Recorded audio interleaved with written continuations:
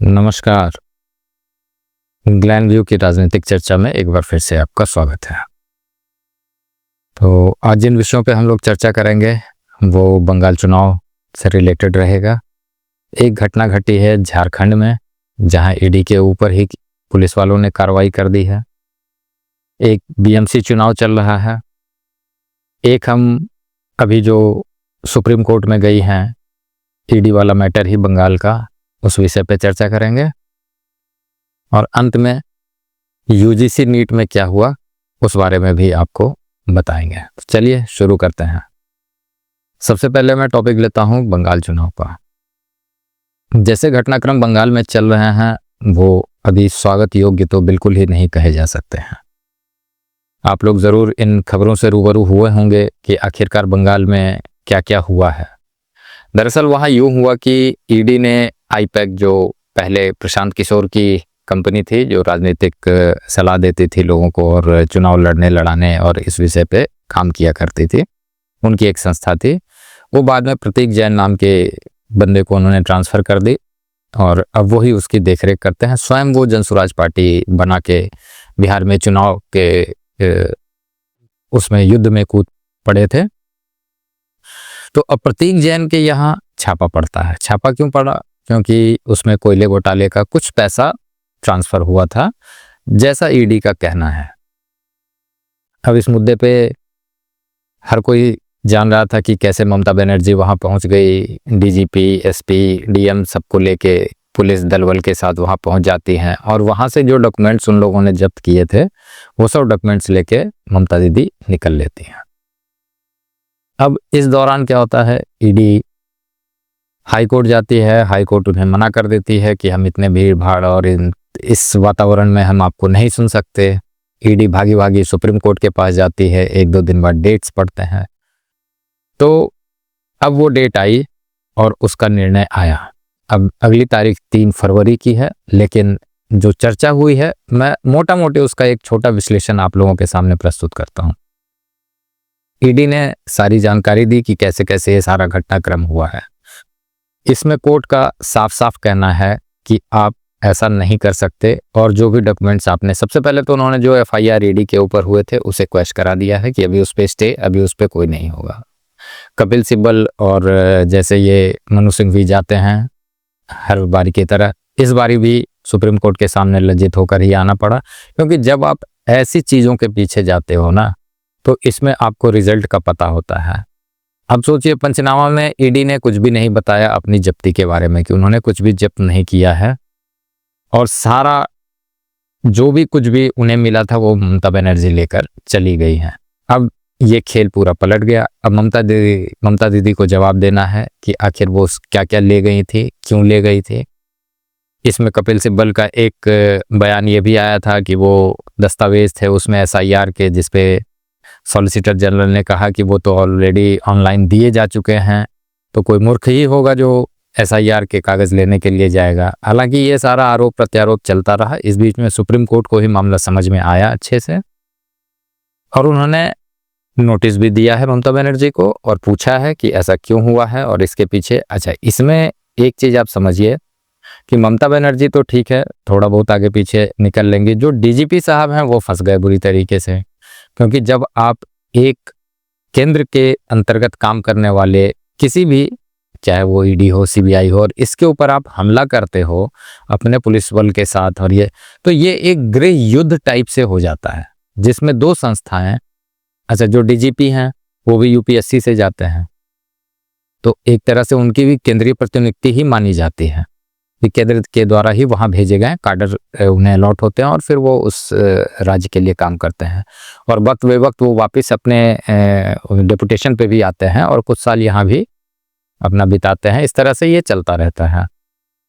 अब ये आप मान के चलिए कि ये दो फोर्सेस के बीच में युद्ध जैसा एक वातावरण पैदा हो गया। अब आप एक इमेजिन करके देखिए कि सारे प्रदेश की पुलिस और आर्मी आपस में लड़ रही हो। नुकसान किसका है? नुकसान देश का है, देश की संस्थाओं का है, देश के लोकतंत्र का है, क्योंकि ये सब चीज़ें अपने अपने कार्य को करने के लिए इनका एक प्रोटोकॉल होता है। वो जिन चीज़ों के लिए बनाई गई हैं वो उन्हीं कार्यों को करती है, उसका निष्पादन करना उनका काम है। ईडी का काम है जहां कहीं भी पैसे का लेन देन है, अवैध लेन देन, वहां छानबीन करना, और ये ठीक है। चुनाव से पहले वो कार्यप्रणाली है, करते हैं, इनका क्या है, वो चुनाव के बीच में भी करते हैं, चुनाव के बाद भी करते हैं, पहले भी करते हैं, उनका काम है करने का। ठीक है, इसमें राजनीतिकरण होता है, नो डाउट होता है, पर ऐसे लोग भी तो हैं जो इनसे उभर के आते हैं। मैं आपको एक उदाहरण देता हूं। एक साथ ही केजरीवाल और हेमंत सोरेन को ईडी ने उठाया। केजरीवाल ने क्या शुरू कर दी? बकैती। उसने चालू करा, मैं मोदी को दूसरा जन्म लेना पड़ेगा, मोदी को ये करना पड़ेगा। उसे सुप्रीम कोर्ट ने बेल भी इस शर्त पे दे दी कि ठीक है ये चुनाव प्रचार करेंगे, और चुनाव प्रचार के बाद वापस जेल गए। अब आप सोचिए, चुनाव प्रचार के लिए उन्हें बेल मिल जाती है, हेमंत सोरेन को नहीं मिलती है। हेमंत सोरेन प्रॉपर तरीके से बेल लेके जाते हैं, उनके अब्सेंस में ही चुनाव होता है और वो झारखंड का चुनाव जीतते हैं। एक तरफ जहां केजरीवाल अपनी बकैती पे लगा रहा, वहीं हेमंत सोरेन ने चुपचाप अपना काम किया। चुपचाप काम क्या किया? जो भी उनकी, जहां भी, जिस भी दल, जिस भी तरीके से, जिस भी बिरादरी के लोग उन्हें सपोर्ट करते हैं, उनके बीच में वो मैसेज पहुंचाया गया। उनकी वाइफ ने पूरा वो संभाला। हालांकि इस बीच में जिन्हें मुख्यमंत्री बना के गए थे उनके पीछे भी काफी खेलवेल हुआ, लेकिन अंततोगत्वा हेमंत सोरेन जीत गए। जीत क्यों गए? क्योंकि उन्होंने शांति से अपना कार्य करना उचित समझा। वहीं दूसरी ओर केजरीवाल ने इस चीज का बहुत बड़ा बवेला मचाया कि मैं ये कर दूंगा, मैं वैसा कर दूंगा, फलाना ढिमकाना करके, और आखिरकार अंततोगत्वा वो चुनाव हार गए, और बुरी तरीके से हारे। अब आप स्वयं फैसला लीजिए कि एक ही प्रकार की चीजें हुई है, दोनों चुनाव के टाइम हुई हैं, और दोनों दल में से हेमंत सोरेन जीत जाते हैं और केजरीवाल हार जाते हैं। ऐसी ही एक घटना बंगाल में भी घटी। अब यहाँ पे खुद के पैर पे ममता दीदी ने कुल्हाड़ी मार ली है। जहाँ वो पहले से ही उनका एक गढ़ है, वो आगे दिखती हैं। अब तक के सिनेरियो में तो वही आगे दिख रही हैं चुनाव में। हालांकि प्रयास हर कोई कर रहा है, बीजेपी हो या अन्य दल भी है, लेकिन अभी चुनाव अभी दूर है। अब आप सोचिए कि इन सब चीजों के बीच में, जनता के बीच में क्या मैसेज गया? दो मैसेज जाते हैं। एक तो जो समझदार जनता है वो समझ जाती है कि ये भय, डर, जब आप बहुत डर जाते हो तो आक्रामक हो जाते हो। दूसरा, वो ये दिखाना चाह रही थी कि मेरे सामने कोई नहीं है, मैं जो मर्जी अपने प्रदेश में वो कर लूंगी, ये ईडी, सीबीआई, फलाना ढिमकाना कुछ नहीं। अच्छा, इस पे गृह मंत्रालय हाथ पे हाथ धरे बैठा, चुपचाप वो स्थिति को सिर्फ अभी भांपने का कार्य कर रहा है। मुझे नहीं पता, वो कुछ लोग राष्ट्रपति शासन की सिफारिश करते हैं, कुछ लोग अन्य तरह की चीजें करते हैं, पर मेरा मानना है कि नहीं, लोकतंत्र में आप तरीके से ही जीत के आइए, और जो जनता ने जिसका निर्णय दे दिया आप उसको मान के ही आइए। जोर जबरदस्ती से तो आप एक बारी बन जाएंगे, दूसरी बारी शायद आपको मौका ना मिले, या आपकी पार्टी वहां पे उस अस्तित्व विहीन हो जाए। तो खैर, ये तो था एक ममता बनर्जी के बारे में, जिसमें सुप्रीम कोर्ट से उन्हें बहुत तगड़ा झटका लगा है, और ईडी ने अपने सारे पक्षों को रखा है। उम्मीद है कि अभी उसमें सुप्रीम कोर्ट आगे सुन के, अच्छा, मेरा ये कहना है कि अगर आज कोर्ट ने इसका निर्णय, सही निर्णय नहीं लिया, तो आगे आने वाले दिनों में ये एक तरीके से एक परंपरा सी स्थापित हो जाएगी। इसके जो रिजल्ट्स हैं वो बहुत गंदे आने वाले हैं। हर राज्य में ये स्टार्ट हो जाएगा। अगर बिहार में लालू प्रसाद यादव की सरकार होती है, वो चालू कर देंगे, या जो भी विपक्षी दल हैं अभी बीजेपी के विरोध में, जो कोई भी है, केरला में अलग चालू हो जाएगा, तमिलनाडु में हो जाएगा, या आंध्र प्रदेश में हो जाए, या जहां कहीं भी इनकी सरकार नहीं है वहां ये चालू कर देंगे। वहां के डीजीपी घुसने नहीं देंगे, मारपीट करेंगे। अच्छा, एक चीज है, ईडी, सीबीआई, इनके ऑफिसेज दिल्ली में तो बड़े बड़े हैं, लेकिन राज्यों में छोटे, ज्यादातर उस प्रदेश की राजधानी में एक दो कमरे का इनका ऑफिस होता है, 2-4 स्टाफ होते हैं, इससे ज्यादा कुछ नहीं होता, और वो लोग ही ये सारी चीजें करती है, और लोकल पुलिस ही उनके साथ जाती है। अगर सीबीआई कहीं रेड करती है तो लोकल पुलिस के साथ ही जाती है। ईडी ने पता नहीं लोकल पुलिस लिया था या कुछ लोग उनके साथ थे, नहीं थे, मैं कंफर्म नहीं जानता हूं, बट सिनेरियो तो यही बना था कि वो ऑफिस में रेड करने गए, और फिर ममता बनर्जी वहां आ जाती हैं, और काफ़ी बवेला मचता है, और फिर उनसे सारे फाइलें वाइलें लेके ये चली जाती हैं। एनीवे, ये तो एक घटनाक्रम हो गई, और उसका फिर रिपरकशन हुआ जो कोर्ट में आपको दिखा कि हाई कोर्ट को भी ये, मतलब आप सोच लो कि अराजकता का ऐसा सीन क्रिएट किया गया, अराजकता अपने चरम पे थी कि हाई कोर्ट ने मना कर दिया कि मैं इस माहौल में, इस वातावरण में कोई भी डिसीजन लेने में अभी मैं सक्षम नहीं हूँ। तो खैर, अब मामला सुप्रीम कोर्ट में के हाथ में है और उम्मीद है कि सुप्रीम कोर्ट इन चीज़ों को बारीकी से देखेगा और इस पे एक अच्छा निर्णय, स्वागत योग्य निर्णय लेगा, ताकि ये कोई उदाहरण ना बन जाए। नहीं तो हर प्रदेश में ऐसी अराजकता होने लगी। ठीक है, ईडी सीबीआई का राजनीतिकरण आज से नहीं हो रहा, वो सदियों से हो रहा है। हर पार्टियां करती है, जो उसमें रहती हैं वो करती हैं, बट उससे अगर आप सही हो, आपने गलती नहीं की है, तो लोग बाहर भी आ रहे हैं और जनता उन्हें और ज़्यादा बहुमत देके जिता रही है, क्योंकि उनके पास एक विक्टिंग कार्ड भी होता है, जनता उसे और ज़्यादा। तो ये भी इसके एक ड्रॉबैक्स हैं कि अगर आप अननेसेसरली परेशान करते हो तो उससे आप चुनाव नहीं जीत सकते। तो मेरा मानना है कि यहाँ पे ममता दीदी को थोड़ा सा शांत माहौल में होने देना चाहिए था। जो कुछ भी है, ऐसा कुछ नहीं था। ईडी का कहना है 20 करोड़ के मामले का वो छानबीन कर रहे थे, तो 10-20 करोड़ के मामले की छानबीन में इतना बड़ा बवाल मचाने की ज़रूरत नहीं थी।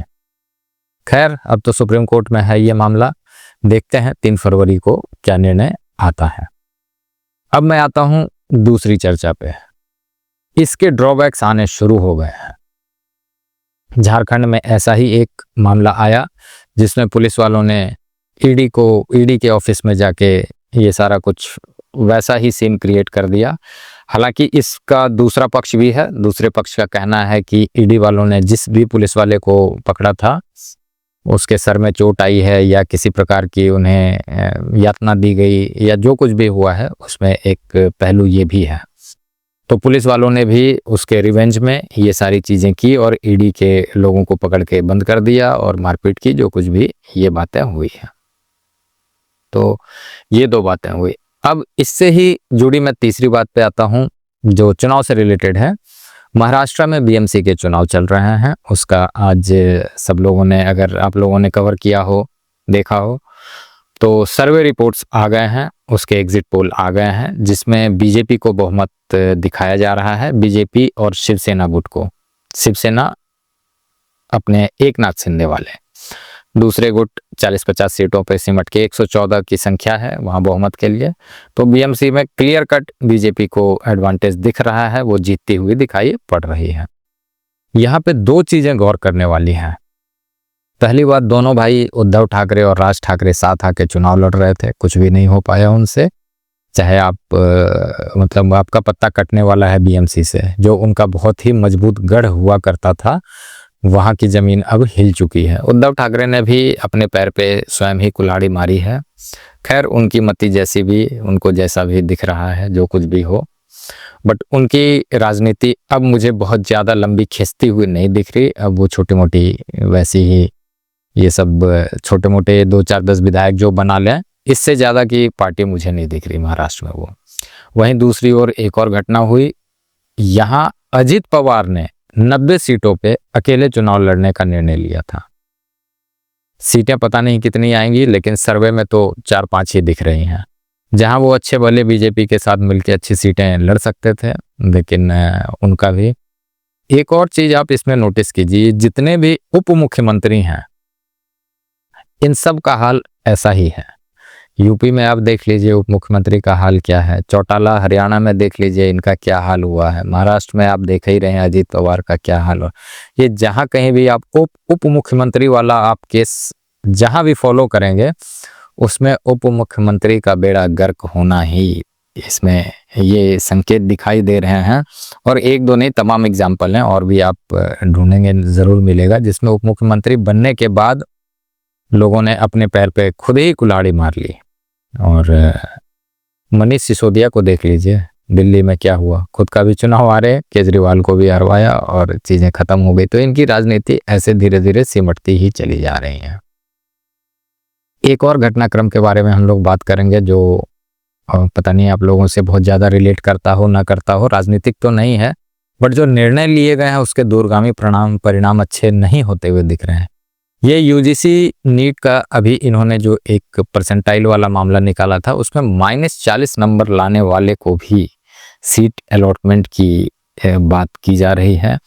तो मेरा मानना है कि एक दायरा रखा जाए। हालांकि ये जो MBBS कर चुके हैं उसके बाद ये स्पेशलाइजेशन के लिए PG होता है, उसकी सीटें थी। तो सरकार का कहना है कि ये सब पेड सीटें हैं, जो पैसे दे के लेते हैं वो खाली सीटें हैं, प्राइवेट कॉलेजेस की खाली हैं, बाकी सीटें तो भर गई हैं। 52,000 के करीब इसमें टोटल सीटें निकली थी, जिसमें से 18,000 सीटें अभी खाली हैं। तो उन सीटों को भरने के लिए इन्होंने ऐसा ये कुछ निकाला है। पर मेरा मानना है कि जहां डॉक्टर किसी भी भाग का हो उसे भगवान का दर्जा दिया जाता है। पर मेरा मानना है कि इतना भी नीचे मत गिरिए कि -40 वाले, अगर ये समाज में किसी भी प्रकार के डॉक्टर, ये दांत के बन जाएं, स्किन के बन जाएं, किसी भी उसके डॉक्टर बनेंगे तो मुझे नहीं लगता है कि ये समाज का भला कर पाएंगे। फिर वही आपका जो आप देखते हो कि पेट में कैंची छोड़ दी तो किसी के कुछ घटना हो गई, किसी को YouTube देख के कुछ लोग उपचार करने लग जा रहे हैं। तो ये सारी चीज़ें होंगी। और अगर ये सरकारी विभाग में जाते हैं तो फिर वहाँ पे ये सारी चीज़ें, जिनके पास नॉलेज नहीं है वो गड़बड़ करेंगे, ये आप मान के चलिए। तो एक बारी फिर से ये देखना चाहिए इन्हें कि एटलीस्ट जो ये -40 वाला है, यार कोई अगर एग्ज़ाम नहीं भी देता तो 0 मार्क्स पे वो अटकता। एक पत्थर को बिठा देते आप वहाँ पे तो वो भी 0 नंबर लाता कि ना सही ना गलत, ठीक है मैंने बस अटेम्प्ट 0-0 कर लिया 0। -40 ऐसे लड़के जिनको कुछ नहीं पता, उन्होंने इतने टिक लगा दिए कि मार्क्स माइनस में चले गए। ठीक है, मैं समझता हूँ 2-4 ऐसे होती हैं। तो मुझे समझ नहीं आता कि अच्छा ये लोग डॉक्टर बनेंगे। एक छोटा मोटा कोई विभाग होता तो चलो कोई नहीं, उसमें अनुभव के हिसाब से आगे एक्सेल कर सकते थे, पर डॉक्टरी के पेशे में मुझे नहीं लगता कि ये उचित है। हालांकि इसके मायने मतलब और भी निकाले जा रहे हैं। कुछ लोगों का कहना है कि ये SC/ST कोटा का है, तो किसी भी कोटा से हो, कोटा तो ठीक है, वो एक हिसाब किताब उनका अलग है, बट कोटे में भी है तो क्या हुआ? -40 वाले कहाँ डिजर्व कर रहे हैं यार, और किसे हम डॉक्टर बना रहे हैं? तो इन चीजों पे ध्यान देना पड़ेगा। बाकी देखिए सुप्रीम कोर्ट का क्या निर्णय आता है। तब तक के लिए आप लोग आनंद लीजिए, स्वस्थ रहिए, सुखी रहिए, हंसते मुस्कुराते रहिए। आपका धन्यवाद।